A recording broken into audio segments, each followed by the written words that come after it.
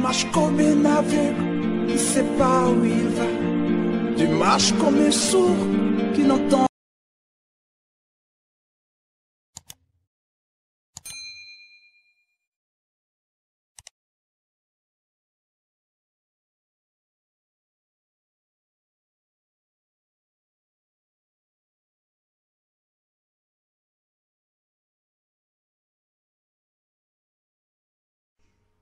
Pour vous dire encore, faisons très attention avec Shekinah, cette démon, et avec la cabale juive qui est en train d'être imprégnée ou s'imprimer ou prendre de l'ampleur dans nos églises. Le pasteur qui t'amène au pèlerinage en Israël, pour quelle affaire? Allez prier là-bas. Déjà, il n'y a pas de vie là-bas. Vous allez prier. Si vous allez pour un tourisme, oui, pour essayer de voir un peu les sites bibliques, oui. Mais si on vous amène là-bas pour vous dire allons-y prier, pour les prières là-bas, frère, n'allez pas. On va vous sacrifier aux esprits impurs. Le pasteur qui vous amène sait ce qu'il fait. Il sait très bien ce qu'il fait. Parce que Israël, là-bas, il n'y a pas de vie. Il n'y a pas de vie. Nous ferons une émission, rappelez-le-moi, sur les juifs messianiques et sur d'autres mouvements encore juifs sataniques qui se font passer pour des chrétiens. Et comment et qu'est-ce qui se passe en Israël lorsque les pasteurs ont commencé à faire des défilés là-bas. Voyez, en dehors du drapeau, s'ils ne ramènent pas il y en a qui ramènent le drapeau, l'autre élément, vous allez remarquer dans la bouche de ce pasteur, c'est quoi? L'autre enseignement diabolique qu'on leur donne, c'est quoi? C'est que vous allez voir dans la bouche de ces pasteurs, il y aura un respect profond pour Israël. Ne touchez pas Israël. Israël est le peuple de Dieu. C'est lui qui maudit Israël, il sera maudit. C'est lui qui bénit Israël, il sera béni. Donc on va vous ramener maintenant à une fausse doctrine qui vous invite maintenant à respecter Israël. Non, ils sont avec Dieu. Ils sont avec Dieu. Et vous allez voir que le respect, on va prier pour Israël. Bénissez Israël, frère. Voilà les prières kabbalistiques qu'on donne. Alors que la Bible nous confirme qu'aujourd'hui, Israël n'est pas avec Dieu. La Bible dit, Israël n'est pas avec Dieu. Ne vous trompez pas. Lisez bien votre Bible. Ils ont été rejetés. Les frères, faites très attention avec le diable. Le diable est rusé. Tout le culte sera centré maintenant sur Israël. Toutes les prédications sur Israël. Et c'est là que vous allez voir, on va commencer maintenant à vous amener des pratiques bizarres. Des miracles bizarres avec des pochettes. Des miracles avec des bagues. Et toutes sortes. Vous allez voir. Et lui, il va rentrer. Donc il y a des pratiques bizarres qui vont rentrer dans l'église. Et on va dire non, c'est l'onction. Non, c'est l'onction. Donc on va vous ramener dans des miracles à partir des éléments de la nature. L'huile, parfum, ceci, lavage de ceci. Donc on va vous ramener des rituels juifs dans l'église. D'ailleurs, je vous informe, posez-vous la question. Pourquoi aujourd'hui les pasteurs ont gardé les uniformes, des toges, des soutanes? Lorsque vous les voyez avec ces soutanes, quels sont les symboles qui sont là? Des soutanes avec des croix. Lorsqu'il faut consacrer un homme de Dieu, vous allez voir les pasteurs qui viennent les consacrer. Ce qu'on appelle, entre guillemets, les pères du réveil. Ils viennent avec les mêmes tenues que ceux portés par les prêtres catholiques et autres sectes avec les mêmes symboles. Bon, dites-moi, ne voyez-vous pas qu'on vous trompe, vous? Vous avez refusé le catholicisme, soit disant que c'est là-bas où vit le diable. Mais lorsque vous faites vos cérémonies sacrées, vous habillez comme s'habillent ceux que vous avez traités de Satan. Donc on comprend le fait que vous et ceux que vous traitez de Satan, vous êtes de la même famille. Vous n'avez jamais fait le constat? Pire encore, regardez aujourd'hui, lorsque un serviteur de Dieu meurt, regardez seulement comme la cérémonie soi-disant religieuse qui a lieu lors des obsèques. Regardez seulement le vêtement que porte le soi-disant père du réveil ou le soi-disant président des églises de réveil. Regardez seulement comment il s'habille. Ça ne vous rappelle pas le clergé catholique? Ça ne vous rappelle pas les fraternités occultes? Ça ne vous rappelle pas les gourous mystiques? Frères et sœurs, arrêtons de nous tromper. Arrêtons de nous tromper. Jésus, pour consacrer les gens ou les apôtres, portait-il des touches comme de cette secte mystique? D'où est venue cette pratique-là? Vous vous êtes jamais posé la question? Vous vous êtes laissé égarer par Martin Luther, l'Allemand, le soi-disant père du protestantisme, un faux père du protestantisme, parce que le protestantisme n'a pas commencé avec l'Allemand Martin Luther. Ça, c'est un mensonge. Et je vous informe que Martin Luther était un grand sataniste de haut niveau. Le temps viendra où nous en parlerons. Voilà comment Satan combat l'Église à l'intérieur de l'Église. Donc, Jésus a chassé Satan de son Église, mais nous, les chrétiens d'aujourd'hui, nous, les hommes de Dieu d'aujourd'hui, nous allons prendre ces démons, nous allons à la rencontre de ces démons pour les ramener dans l'Église. Ainsi, comprenez une fois pour toutes encore, Shekinah est un démon. C'est un démon féminin qu'on appelle Gaïa, qui a aussi une grande influence sur le mois de mai. Alors, parlons toujours de cette Shekinah.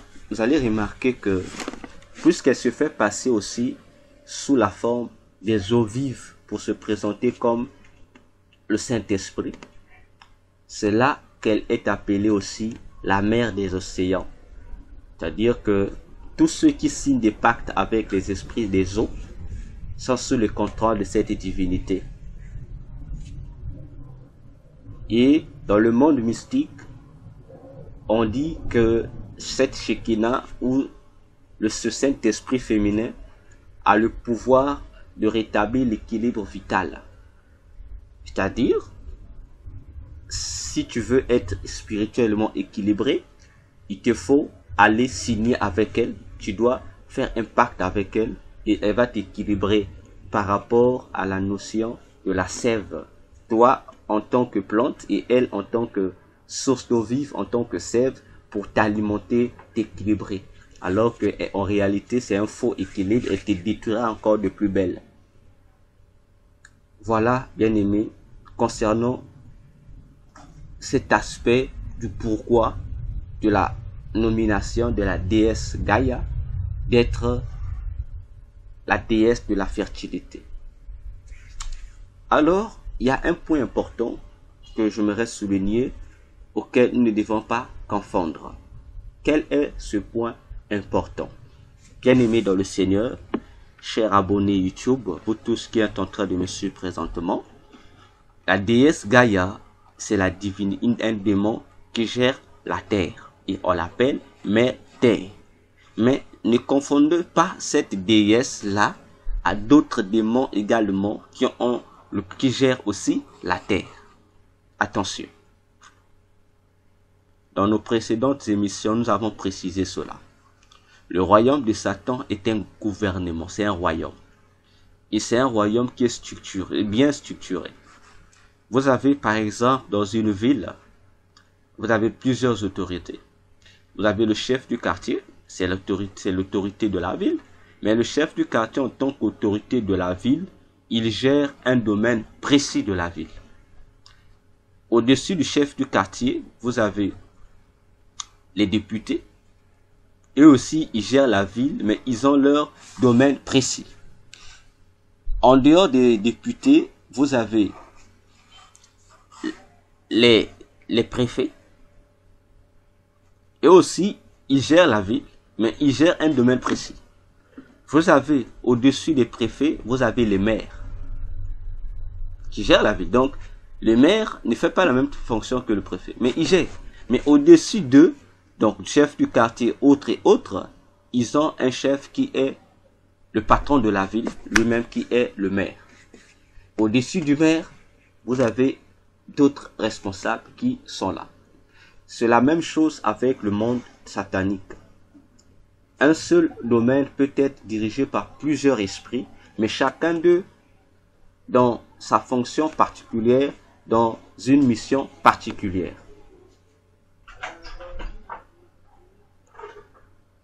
C'est ce qui fait cette différence, cette répartition.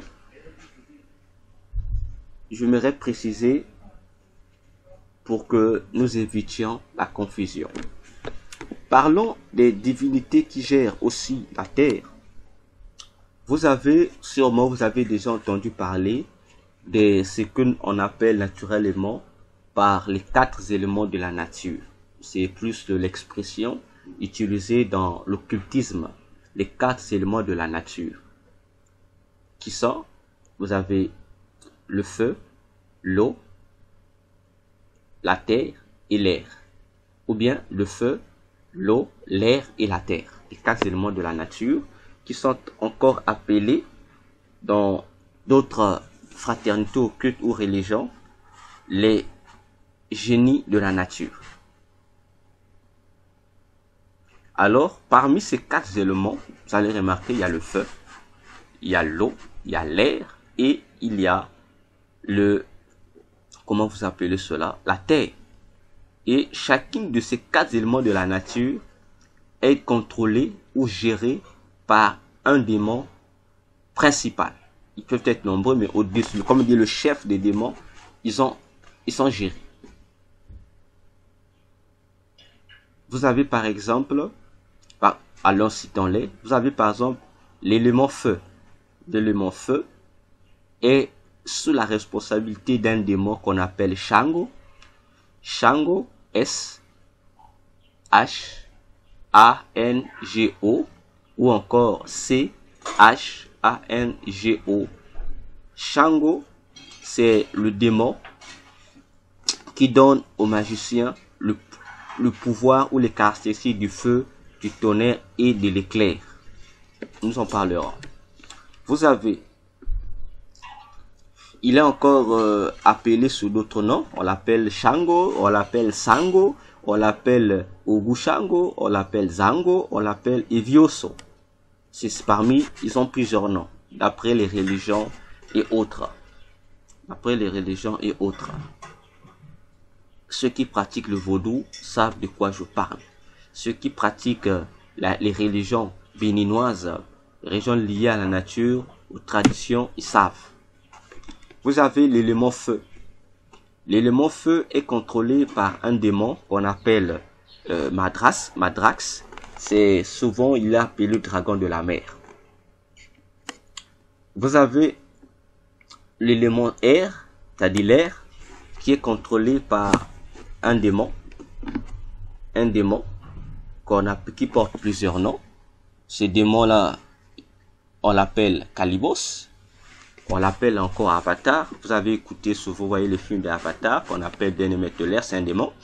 Donc, le démon qui gère l'air est appelé Calibos, on l'appelle encore Avatar, on l'appelle encore Oshala, on l'appelle encore Obdala, ou Batala, ou Obatala, ou encore Orishanla. Et ou encore, on l'appelle encore le démon Bélial de la Bible que vous connaissez. Alors, venons donc au dernier élément qui est notre sujet, qui est l'élément terre. L'élément terre a été soumis par Satan à un démon qu'on appelle Oladumare. Le démon Oladumare, c'est lui qui gère l'élément terre parmi les 4 éléments de la nature. Donc, l'élément terre est géré par le démon Oladumare. Le démon Oladumare, c'est un démon que vous connaissez. Je vous dirai son nom. L'autre nom, que vous le connaissez mieux encore. Oladumare est encore appelé dans d'autres religions. On l'appelle Olodumare, Olodumare, ou Eledumare, ou Oloron, ou Olofi. Voilà les différents noms qu'on l'appelle. Je reprends. On l'appelle Oladumare, on l'appelle Olodumare, on l'appelle Olodumare, on l'appelle Eledumare, on l'appelle Olorun, on l'appelle aussi Olofi. Ça dépend des sectes dans lesquelles vous allez vous retrouver si vous écoutez ces noms. comprenez que c'est ces démons qui gèrent l'élément terre dont il s'agit. Et ces démons-là qui gèrent la dimension terre des 4 éléments de la nature, dans une autre religion que vous connaissez bien, il a un nom. Dans la religion du pape, dans le catholicisme, on l'appelle Saint-Pierre. Lorsque vous voyez dans le catholicisme, on vous dit que le premier pape était Pierre, comprenez que ce n'est pas le Pierre de l'apôtre Pierre de la Bible, mais c'est ce démon-là, Oladumare. Et lorsqu'on vous dit que là-bas, à Rome, il y a la tombe de Saint-Pierre qui est là-bas, et c'est même sur soi-disant cette tombe de Saint-Pierre qui est bâtie le Vatican, comprenez que ce n'est pas Pierre, le Pierre que tu connais dans la Bible, mais c'est ce démon-là, Oladumare, qu'on appelle dans l'église catholique par Saint-Pierre. Je pense que le message est bien passé. Donc, ne confondons pas la déesse Gaïa qui gère aussi la terre et le démon qui gère aussi l'élément terre parmi les 4 éléments de la nature qu'on appelle Oladumare, ou Saint-Pierre ou Olofi. Attention, il ne faut pas les confondre. Ils ne sont pas pareils. Bien. Un autre démon encore qui gère l'élément terre que vous ne devez pas confondre. Ni au démon Oladumare, ni au démon Gaïa. Cette déesse encore, c'est une déesse, elle s'appelle Vicelle. Vicelle. Vicelle gère le royaume de la terre aussi. De son vrai nom, Séraphim Vicelle. C'est un démon, une divinité. Elle aussi, elle gère la terre. Elle aussi, elle a un nom.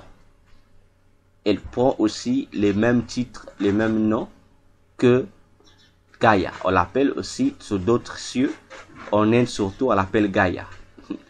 Mais tu pourras penser que ce Gaïa-là est semblable à la déesse Gaïa dont venons de mentionner. Non. Et dans les religions de l'Inde, on l'appelle Bomi. Cette divinité s'appelle Bomi. Elle s'appelle Bomi. Et c'est une divinité qui a sa ville à elle. Cette divinité-là se trouve en Iran. En Iran. C'est là où elle a sa ville à elle, là où elle siège. Cette divinité qu'on appelle Vicelle, qui gère aussi la terre, elle vit là-bas. Elle vit là-bas. Voilà, donc, parmi les divinités secondaires qui gèrent le mois des mains, il y a ces divinités-là. La déesse-là. Alors, nous allons passer à notre grand 3. Notre grand 3.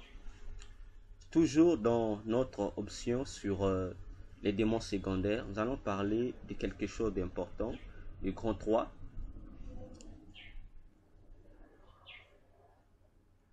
Notre grand 3 ici, je l'ai intitulé le féminisme. Bien aimé, vous allez remarquer aujourd'hui, il y a un mouvement qui est en train de prendre de l'ampleur, qu'on appelle le féminisme.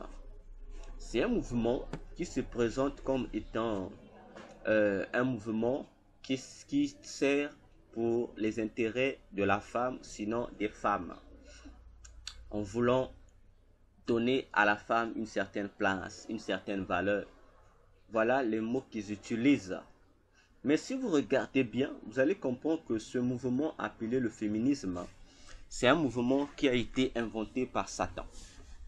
C'est un mouvement qui a été conçu en l'an 1700, où Satan avait fait une réunion avec ces satanistes dans son monde pour décider des choses qui devraient accompagner l'humanité pour mieux détruire les hommes. Parmi les points, il y avait la mise à jour d'une théorie niant la création de l'homme par Dieu. La théorie que nous appelons aujourd'hui la théorie de l'évolution, ou encore plus connue sous le label le darwinisme. Son ampleur a été votée dans le monde des ténèbres en 1700. Et parmi d'autres projets à faire, il y avait intensification de ce projet-là. Qu'il fallait le faire ce projet pour détruire l'humanité. Le féminisme, qui devait apparaître comme étant un mouvement défendant les femmes, mais alors c'est un mouvement qui détruise les femmes. Pourquoi? Vous allez voir que dans le féminisme, on déplace la femme de sa place. On amène la femme à être ce que Dieu n'a pas prévu pour elle. On prétend que, et on utilise une expression d'égalité entre l'homme et la femme. Bien-aimés, suivez-moi très bien. Suivez-moi très bien. Comment le féminisme est en train de nous égarer, de détruire nos sœurs, de détruire nos femmes et de détruire nos mères. On dit que c'est pour amener la femme à être égale à l'homme. Bien. Lorsque nous lisons la Bible, commençons par la Genèse. Le verset Genèse 3, le verset 16. C'est Dieu qui dit à la femme et à l'homme que désormais, l'homme, toi, tu vas dominer sur la femme. C'est Dieu qui déclarait ça. Alors, posons-nous la question.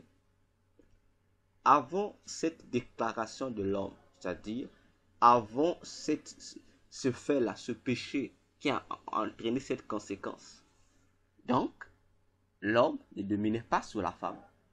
Donc, au commencement, lorsque Dieu créa l'homme et la femme, les deux étaient égaux.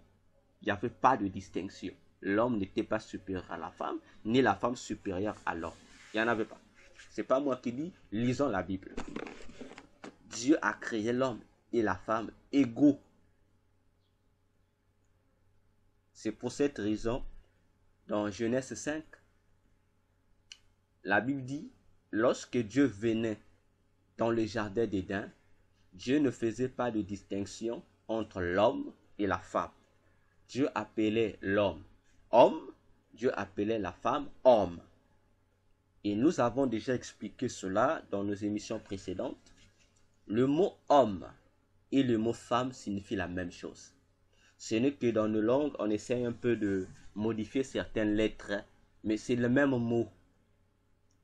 Le mot, lorsque Dieu voit l'homme, Dieu l'appelle Adama. Lorsqu'il voit la femme, Ève, Dieu l'appelle Adama. C'est le mot Adama qui a donné le mot homme-femme, c'est la même signification. Le mot homme veut dire femme, le mot femme veut dire homme. C'est la signification de ces mots-là. Si vous doutez, prenez vos dictionnaires, cherchez la signification. Je ne dis pas de la définition, parce qu'il y a une différence entre la signification d'une chose et la définition d'une chose. La signification d'une chose, c'est pour expliquer l'origine étymologique, le sens originel du mot. Or, la définition, c'est pour expliquer le rôle que joue cette chose-là. Ce n'est pas la même chose, frère. Comprenez? Ce n'est pas la même chose. Je vais prendre un exemple au hasard. Que signifie Jésus et que ce qu'est Jésus sont deux choses différentes. Que signifie Jésus? Le nom Jésus signifie Dieu sauveur ou Dieu sauve. Mais qu'est-ce que Jésus? Jésus est le sauveur de l'humanité, le Messie. Il est le bon berger. On va donner toutes les fonctions qu'il a, qui éclairent la définition. Mais la signification de Jésus, on cherche que signifie l'origine de ce mot-là. Ça vient d'où? Ainsi, l'homme et la femme, c'est la même chose, ont la même signification. Ça veut simplement dire terre. L'homme, le mot homme veut dire terre, le mot femme veut dire terre, en hébreu Adama, tout court. Voyez? Donc pour Dieu, lorsqu'il voyait l'homme, il voyait la femme, il voyait la même personne. Il voyait la même personne. Quoique les deux avaient leur sexe différent, mais pour Dieu c'était la même personne. Dieu ne voyait pas deux personnes. C'est pour cette raison, lorsque Dieu crée l'homme en premier, Dieu donne les instructions. Lorsque Dieu va créer Ève, les mêmes instructions que Dieu avait données à Adam, Dieu va les répéter à Ève. Parce que il y a des doctrines aujourd'hui qui veulent dire des bêtises au niveau de la femme. Pour dire que la femme n'est pas un produit originel de Dieu. Frère, faites attention lorsque vous dites ces bêtises-là, que c'est une dérivée de l'homme. Mais lorsque moi je te remets entre le créateur qui a créé l'homme et qui a créé cette femme que toi tu appelles dérivée, entre toi et le créateur, à qui devons-nous nous confier ou nous fier ou faire confiance? Dieu lui-même qui tire la femme à partir de l'homme ne distingue pas l'homme de la femme. Dieu les appelle sa création. Bon, toi qui es la créature qui vient qui non, la femme ne compte pas de la création de Dieu, que la femme est un sous-produit, n'est pas fait à l'image de Dieu. Frère, fais attention avec le mot que tu dis. Parce que le livre de la Genèse, Dieu lui-même donne le témoignage. Hein? Si vous prenez Genèse 27, 1, 27, David dit Dieu créa l'homme à son image, il le créa à l'image de Dieu, il créa l'homme et la femme. D'ailleurs, l'ordre de procréation, l'ordre de dominer, l'ordre d'influencer n'a jamais été donné à l'homme seul. Attention, lorsque Dieu crée Adam, l'ordre qui lui a été donné, c'était de cultiver, de garder et de cultiver les jardins. Suivez-moi bien.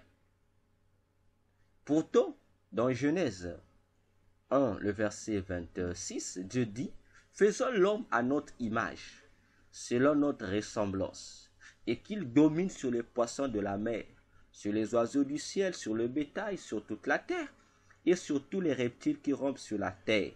Pourtant, l'initiative de Dieu visait à créer un seul homme seulement qui devait dominer, influencer la terre. Curieusement, lorsque Dieu va créer l'homme, Genèse 2 nous informe, Genèse 2, le verset 14 jusqu'au verset 16. Là-bas, la Bible précise que l'ordre que Dieu donne à l'homme, ce n'était pas de dominer. Attention, lisez bien vos Bibles. L'ordre que Dieu donne à l'homme là-bas, c'est quoi? Dieu dira à l'homme. Dieu le prend, le met dans le jardin. Dieu lui dit, tu vas garder le jardin et tu vas le cultiver. Et Dieu amène l'homme vers les animaux pour qu'il leur donne des noms. Mais Dieu n'avait jamais donné l'ordre de l'initiative, l'objectif de l'initiative de la création de l'homme. Dieu n'avait jamais répété ça à l'homme. À quel moment Dieu est-il venu répéter l'ordre, la mission pour laquelle il créait l'homme? Il devait créer l'homme en disant faisons l'homme. De Genèse 1, 26. C'est lorsqu'il va créer l'homme et la femme, les deux devant lui, et Dieu va maintenant prononcer ces paroles pour leur dire, soyez féconds, multipliez, remplissez la terre et l'assujettissez, et dominez sur les poissons de la mer, sur les oiseaux du ciel et sur tout animal qui se met sur la terre. Vous remarquez que dans Genèse 1, 26, Dieu dit, je dois créer l'homme pour qu'il, en un mot, qu'il domine sur toute ma création. Mais lorsqu'il crée cet homme, il ne lui donne pas cet ordre-là. Il lui donne une autre mission, comme une mission à part. C'est seulement lorsque l'homme, Dieu va créer la femme, c'est-à-dire un second homme, qu'Adam lui-même a appelé Ève, Dieu maintenant va remettre aux deux sa pensée de leur création pour dire, je vous ai créé pour ceci, ceci, et il donne aux deux. Ce n'est pas étonnant que lorsque le diable est venu, il a posé la question à Ève dans Genèse 3. Est-il vrai que Dieu avait réellement dit? Ève connaissait parce que Dieu avait répété ça devant elle, pas seulement devant Adam. Les deux étaient là. Donc Adam était là, Ève était là sur place. Faites attention, frères et sœurs, aux fausses doctrines qui veulent vilipender les femmes. Donc, nous comprenons ici, Dieu, au début de la création, Dieu crée l'homme et la femme égaux. L'homme est créé à l'image et à la ressemblance de Dieu. La femme aussi est créée à l'image et à la ressemblance de Dieu. Les mêmes ordres que Dieu a donnés à l'homme sont les mêmes que Dieu a donnés à la femme. Les mêmes pouvoirs, capacités que Dieu a donnés à l'homme sont les mêmes qu'il a donnés à la femme. Ça, c'est Dieu qui a donné. Pour Dieu, l'homme et la femme sont égaux. Alors, lorsqu'arriva le péché, c'est là que le péché viendra modifier certaines choses dans cette harmonie, cette logique de l'homme et de la femme. C'est Dieu qui va dire à l'homme que toi l'homme, tu vas désormais dominer sur la femme. Prenons, on va préciser pour comprendre le contexte dans lequel Dieu parle de cette domination de la femme, de l'homme sur la femme. Prenons Genèse 3, le verset 16. Genèse 3, le verset 16. Bien-aimés, nous répétons les paroles de Dieu. Dieu dit, il dit à la femme, j'augmenterai beaucoup ton travail et ta grossesse. Tu enfanteras en travail les enfants, tes désirs se rapporteront à ton mari et il dominera sur toi. Vous comprenez ici que le cadre de la domination de l'homme sur la femme, c'est dans un cadre bien précisé par Dieu. Dieu précise les mots. Il dit à la femme que tu vas enfanter avec difficulté et autres. Il dit tes désirs à toi, la femme, c'est-à-dire tes besoins, se porteront vers ton mari. Dieu précise ton mari. Il dit, en retour, le mari va dominer sur toi. Vous comprenez? Nous comprenons ici avec Dieu lui-même. Je n'ai même pas besoin d'un commentaire ou d'interpréter quoi que ce soit. Avec Dieu lui-même, nous comprenons que la domination de l'homme sur la femme ne se limite que dans le cadre marital, c'est-à-dire dans le foyer, dans la conjugalité, point barre. Raison de plus pour la parole de Dieu, dans 1 Corinthiens 11, versets 1 à 5, on nous dit que l'homme est le chef de la femme. Homme en tant que mari, femme en tant qu'épouse. L'homme est son chef. En dehors de ce cadre familial, l'homme n'est pas supérieur à la femme. Ils sont égaux. Ils sont égaux. Attention. Donc déjà, tous ceux qui déclassent les femmes dans les services en dehors, tous ceux qui veulent imposer la soumission à la femme en dehors du cadre marital sont en erreur. Vous prenez toute la Bible. Le seul cadre dans lequel on a demandé aux femmes d'être soumises à leur mari, c'est dans le cadre marital. Tenons-nous bien, lorsqu'on parle de dominer ici, cela n'a rien à voir avec ce que toi tu commences à penser, la dictature, à faire de la femme l'esclave, comme l'on fait ou quand on le faire plusieurs personnes, plusieurs régions. Non, la domination ici, c'est pas dans le sens de influencer, non, c'est dans le sens d'être un chef. Pas de dominer, d'être son responsable, pas de dominer. Je suis désolé, cherchez le mot hébreu de dominer là, c'est pas dans ce cadre là, de dominer, non. Attention, attention. Ainsi, si en dehors du cadre familial, on dit non, la femme, elle doit être inférieure à l'homme, je suis désolé, parce que l'homme et la femme ont reçu de Dieu les mêmes pouvoirs, les mêmes capacités. D'ailleurs, frères et sœurs, cela ne vous saute pas aux yeux lorsque nous lisons Proverbe 31, 10 à 31, Proverbe 31, 10 à 31, que nous avons souvent l'habitude d'appeler la femme vertueuse. Qu'est-ce qu'on dit? Qu'est-ce qu'une femme vertueuse?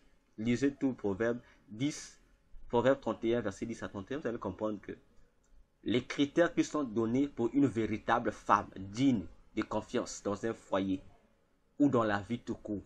On dit c'est une femme bosseuse, c'est une femme affairiste, c'est une femme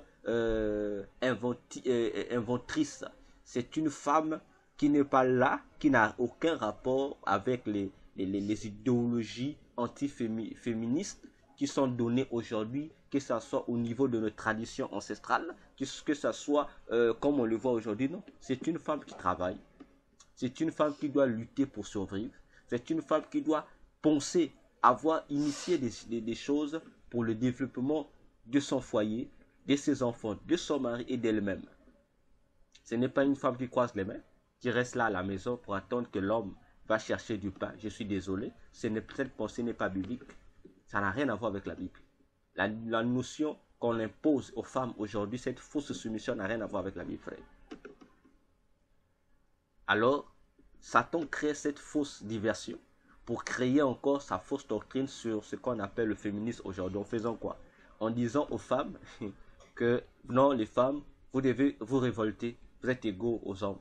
Alors, qu'est-ce qu'on fait? Oh, Satan, en promouvant cette doctrine-là, amène les femmes à déplacer les bornes.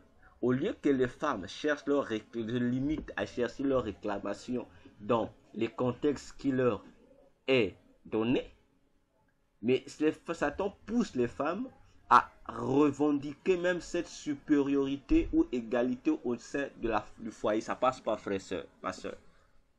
Voilà pourquoi vous allez remarquer aujourd'hui, qu'est-ce que Satan fait? Même dans le foyer, la femme se lève pour dire à l'homme, on est égaux. Donc, comme pour dire à l'homme que tu n'es pas mon chef. Alors que non, dans le foyer, ma soeur, c'est ton chef. En dehors du foyer, cherche pour toi ces droits-là d'égalité. Oui, parce que vous avez reçu de Dieu les mêmes compétences intellectuelles, physiques et autres que pourrais-je encore dire. Mais dans le foyer, tu diminues. L'homme, c'est le chef. Attention. Maintenant, dans le foyer, aujourd'hui, on le voit. Il y a des femmes maintenant qui prennent la place de l'homme. Et veulent rivaliser avec l'homme dans le foyer. Ce sont des foyers qui se détruisent. C'est pourquoi vous allez voir en Europe, le mariage a perdu son sens en Europe. Parce que le diable est passé par l'Europe pour donner plusieurs avantages en ce qui concerne les lois aux femmes et aux enfants, frères. Vous pensez que c'est de la blague? C'est normal. Ça fait partie des plans que Satan avait prévus depuis 1700 pour détruire la famille dans le monde. Posez-vous la question, pourquoi en Europe, la femme a plus de droits que l'homme? Par rapport à quoi? Par rapport à quelle base? Que les enfants aient même plus de droits par rapport au papa. Le papa est négligé. Il y a un problème spirituel qui se passe là. Femme, reste à ta place dans le foyer. Sois soumise à ton mari. Voilà où le féminisme inventé par Satan nous conduise les femmes. Voyez, conduisent les femmes. Quand vous allez remarquer, il y a une sœur qui m'a même informé que en Europe, surtout en Angleterre, elle lui disait, il y a une politique que l'État a organisée, des politiques des femmes seules. Donc si tu es une femme, si tu veux avoir plus d'avantages au sein de l'État, plus de subventions de la part de l'État, il faut que tu divorces avec ton homme. Si tu es femme seule, tu as des avantages. Mais si tu es femme mariée, tu ne peux pas bénéficier de ces avantages. Vous ne voyez pas que c'est l'inverse?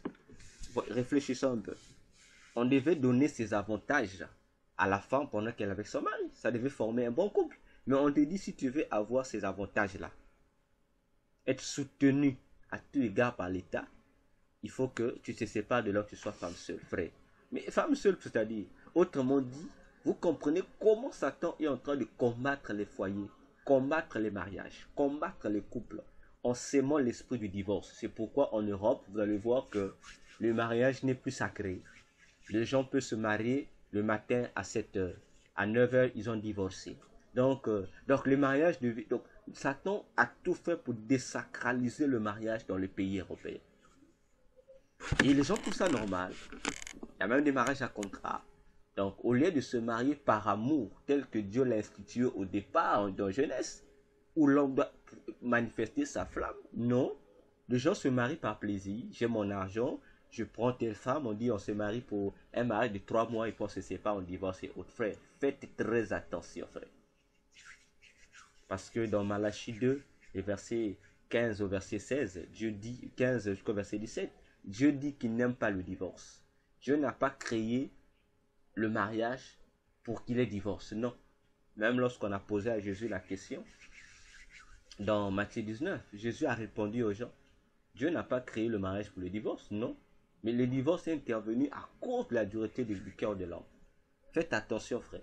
Je vous répète, vous qui êtes en Europe, faites attention. Ne rentrez pas dans ces ruses de Satan qui désacralisent vos mariages, qui sont en train de détruire les familles pour vanter la femme et l'enfant et on minimise l'homme. Non, ce que Satan fait, c'est quoi? Il s'oppose à l'ordre que Dieu a établi dans le foyer. Donc, autrement, il dit à Dieu, toi, tu avais établi l'homme comme le chef de la maison. Mais nous, moi, Satan, je fais l'inverse. Je prends la femme et l'enfant, je leur mets au-dessus de l'homme. Donc, pour Satan, le chef de la maison, c'est la femme. Alors que pour Dieu, le chef de la maison, c'est l'homme. Voyez, jusqu'où Satan est en train de dépraver la conjugalité. Je ne touche même pas l'homosexualité. Je suis dans le mariage hétérogène. Pour vous amener d'abord à comprendre que même dans l'union sexuelle normale, comment Satan est en train de gâcher les foyers. Voyez-vous? Or, tout ceci sont l'œuvre de cette déesse qu'on appelle la déesse Gaïa. C'est pour cette raison vous allez remarquer que cette divinité-là, Gaïa, la déesse secondaire de mai, lorsque vous arrivez au mois de mai, on dit que le mois de mai est soi-disant le mois de la femme. Posez-vous la question, pourquoi le mois de mai est-il appelé mois de la femme? Posez-vous la question. Faites, je vous donne encore une troisième question. Faites vos recherches. Pourquoi on pose cette question? Et aujourd'hui, vous allez voir que le 8 mars est devenu une journée diabolique. Une journée de la perversion de la femme. Je dis une journée de la perversion de la femme. Surtout de la femme africaine. Nous reviendra là pour vous dire le pourquoi. Parce que vous ne comprenez pas qu'est-ce qui se prépare derrière. Je vais vous expliquer, vous les femmes du monde entier. Que tu sois chrétienne ou que tu ne sois pas chrétienne, je vais t'informer de quelque chose que tu n'arrives pas à comprendre. Je vais t'expliquer ces plans du diable qui est en vue. Pourquoi on vous donne ces valeurs-là, ces valeurs diaboliques-là, c'est beaucoup de droits. Il y a beaucoup de droits par rapport aux hommes. On vous donne ces avantages-là. Parce que ça soit en Europe comme en Afrique, lorsqu'il y a la fête des pères, on n'a jamais vu un quelconque homme politique ou un quelconque parti politique ou un quelconque état du monde qui organise une fête qui appelle les hommes pour leur donner des pagnes, pour leur donner de l'argent, pour leur louer des espaces pour aller manger et boire, pour leur d'offrir ces avantages-là, de faire de ces journées, des journées des pères, une journée de la dépravation sexuelle. Non, on ne trouve pas. Mais curieux que cela soit, lorsqu'on arrive dans des journées dites, entre guillemets, journées des femmes, hey, on voit comment tout ce monde, les politiciens, les États se dépensent pour les femmes. Hein. On voit, on achète des t-shirts, des banderoles et autres. Mais tandis que pendant que les États africains font ces dépenses inutiles, le peuple souffre. Les milliards qui sortent lors du 8 mars et de la journée de la femme, frères et sœurs, les milliards qui sortent sont des milliards qu'on devait peut-être souvenir aux besoins du peuple. En Afrique, on a encore des problèmes d'électricité. En Afrique, on a encore des chômages qui gangrènent. Mais on préfère prendre des milliards pour honorer la dépravation sexuelle, pour faire le culte de la boisson, le culte des pagnes, le culte des sorties la nuit, où on voit des mamans qui ne savent pas se valoriser, qui s'habillent comme des prostituées, qui deviennent eux-mêmes des incarnations de Jézabel, et sont là. La journée du 8 mars devient une journée, en Afrique surtout, où les mariages se disloquent, où les couples se séparent à cause d'une journée du 8 mars. Vous imaginez, je trouvais ça normal. Je vous dis des choses qui sont vraies. Les journées de la femme, en mai, regardez vous-même. Ce qui se passe chez vous en Europe, regardez. Les femmes se lèvent pour revendiquer leurs droits. Mais quel droit vous revendiquez vous? Quel droit? Vous avez vos droits. Vous n'allez pas revendiquer vos droits jusque dans les foyers pour déloger l'homme de son poste de chef. Je suis désolé pour vous les femmes, Satan vous induit en erreur. Non, réclamez vos droits sur autre chose. Réclamez vos droits, oui. Si on vous interdit de travailler, réclamez cela. Mais la chevalerie de l'homme reste ainsi. Jusqu'à la fin du monde, ça restera ainsi. Alors, quelle est la mission cachée derrière? C'est quoi? Dans le monde de Satan, parmi les ennemis de Satan, il y a la femme. Pourquoi? Parce que c'est la femme qui met au monde les hommes. C'est-à-dire, Satan se nerve contre la femme lorsqu'il voit que la femme met au monde. Parce que toute personne que la femme met au monde, pour Satan, c'est son adversaire. Parce que l'homme est venu récupérer la gloire dont bénéficiait Satan. C'est l'homme qui a récupéré cette gloire. Parce que Satan était, s'il faut dire, l'adorateur principal de Dieu. Le maître qui organisait l'adoration. Mais depuis sa chute, sa place d'adorateur de cette place-là, s'il faut dire de chef de la chorale, a été donnée à l'homme. Alors Satan est tout homme qui naît. Que tu sois sataniste, que tu sois païen, que tu sois chrétien, qui que tu sois, Satan te déteste. Alors la source qui produit ces hommes qui viennent remplacer sa fonction, c'est la femme. Satan déteste. Alors qu'est-ce que Satan a fait? Ces projets datent. Je vous dis, ces projets datent. Et ça date, c'est parmi les points aussi de la réunion qui a eu lieu dans le monde de Satan en 1700. Parmi les points, il y avait la limitation des naissances dans le monde. Je vous informe que c'est une doctrine, c'est un projet satanique. Voilà pourquoi on a multiplié des tactiques pour stériliser les femmes. Il y a non seulement des aliments génétiquement modifiés qui sont parmi les astuces qu'ils utilisent pour arriver à ces fins, de rendre les femmes stériles et les hommes. Et les enfants. Donc la priorité c'est rendre les femmes stériles et les enfants que les femmes mettent. Que tu sois homme ou femme. L'enfant que tu naîtras, que ce soit un enfant mâle ou un enfant femelle. On vous utilise ça, on utilise des stérilés, vous le connaissez mieux que moi, surtout vous en Europe, les produits qui sont utilisés. Et on vous encourage des implants et autres, on vous encourage à ça. On valorise même, voilà pourquoi vous voyez que Satan fait la propagande de ça. C'est simplement pour empêcher les femmes de concevoir. Et pendant qu'on... Remarquez la contradiction. Pendant que les mêmes scientifiques, les mêmes médecins, les mêmes spécialistes de la santé sont en train de valoriser, de faire la promotion de ces tactiques qui empêchent à la femme d'être productive, d'un autre côté, ce sont les mêmes gars qui sont en train de promouvoir la théorie de la surpopulation qui dit que d'ici 30-50 ans, la Terre serait incapable de contenir le nombre de personnes qui vont naître parce que il y aura insuffisance de l'espace, il y aura l'alimentation, il faut les nourrir, la Terre sera dans cette incapacité, d'où il faut procéder à l'élimination de certaines personnes. Voilà. Et comment sont initiées cette élimination-là? C'est pas caché, hein. Il y a des conférences internationales qui se font, hein, en direct filmé, hein, où on retrouve les multinationales, les grands chefs qui ont des grandes, ce on peut appeler des grandes firmes de santé qui viennent proposer, parmi lesquelles Bill Gates. D'ailleurs, Bill Gates a dit, pour réussir la dépopulation, il faut réduire au moins, je pense, un tiers de la population. Imaginez-vous, Bill Gates le dit, mais nous honorons Bill Gates, non? N'est-ce pas? Il le dit. Et ces géants de la pharmacie, chacun, que ce soit les hommes politiques et autres en ces réunions, ils parlent. Et je m'étonne, ceux qui suivent ça dans leur maison acclament. Moi, je ne sais pas. Comment peut-on expliquer cela? On conçoit un projet pour te détruire. Et vous écoutez bien comment on dit, bon, faut détruire, non, on doit employer des faux vaccins, on doit créer des maladies, on doit faire pour réduire la population mondiale. Non, mais toi, papa, toi, maman, toi, mon frère, ma soeur qui suit l'émission à la télé, tu acclames, tu es contente. Je t'informe que tu es envoûté. Je dis, tu es vraiment extrêmement envoûté et tu dois te désenvoûter.